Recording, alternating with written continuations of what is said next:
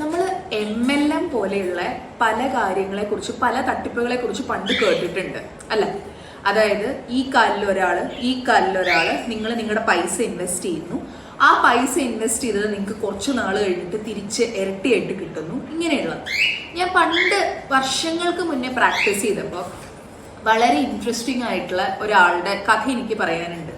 പുള്ളി MLM ചെയ്തിട്ടുണ്ട്. അതുപോലെ പുള്ളിക്ക് ചില ഇമെയിലുകൾ വരും. നമുക്ക് എല്ലാവർക്കും ആ ഇമെയിൽ വരാറുണ്ട്. സ്പാം ഇമെയിൽസ് എന്ന് പറയും.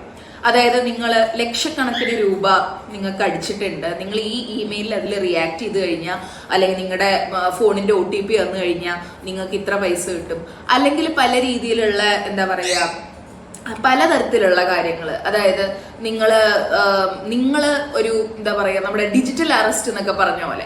അപ്പോൾ ഡിജിറ്റൽ അറസ്റ്റിൽ പറയും നിങ്ങൾ ഇങ്ങനെ അയച്ച സാധനത്തിൽ പുലിത്തോലുണ്ട്, ആ പുലിത്തോലുള്ളത് കൊണ്ട് നിങ്ങളെ ഇപ്പോൾ ഇവിടുത്തെ DGP വിളിക്കും. DGP വിളിക്കുന്ന സമയത്ത് നിങ്ങൾ DGPന്റെ അടുത്ത് കുറച്ച് പൈസ അങ്ങോട്ട് കൊടുത്തു കഴിഞ്ഞാൽ എല്ലാം സെറ്റ് ആവും. അപ്പൊ ഈ ഒറ്റയ്ക്ക് ജീവിക്കുന്നവരെയും അല്ലെങ്കിൽ തീരെ അറിവില്ലാത്ത അല്ലെങ്കിൽ ഇനി ഒരുപാട് അറിവുള്ള ആൾക്കാരും ഇത്തരത്തിലുള്ള തട്ടിപ്പിലൊക്കെ പറ്റിപ്പോയിട്ടുണ്ട്.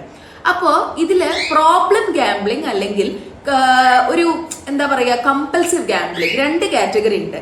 ഈ പ്രോബ്ലം ഗാംബ്ലിംഗ് എന്ന് പറഞ്ഞു കഴിഞ്ഞാൽ നമുക്ക് എന്തെങ്കിലും പ്രശ്നം ഉണ്ടാവുമ്പോൾ ഗാംബ്ലിങ്ങിന് പോവുകയും, ഗാംബ്ലിംഗ് എന്ന് വെച്ചാൽ എക്സാക്ട്ലി ആ കാസിനോയിൽ പോയിട്ട് ഗാംബിൾ ചെയ്യുന്ന മാത്രമല്ല കേട്ടോ, പൈസ എന്തിലെങ്കിലും ഇൻവെസ്റ്റ് ചെയ്യുക, ഒരു തട്ടിപ്പാണെന്ന് അറിഞ്ഞാൽ പോലും എന്തെങ്കിലും കിട്ടിയാലും ഇനി എങ്ങാനും ബിരിയാണി കിട്ടിയാലോ എന്നുള്ള രീതിയിൽ കാര്യങ്ങൾ ചെയ്യുക.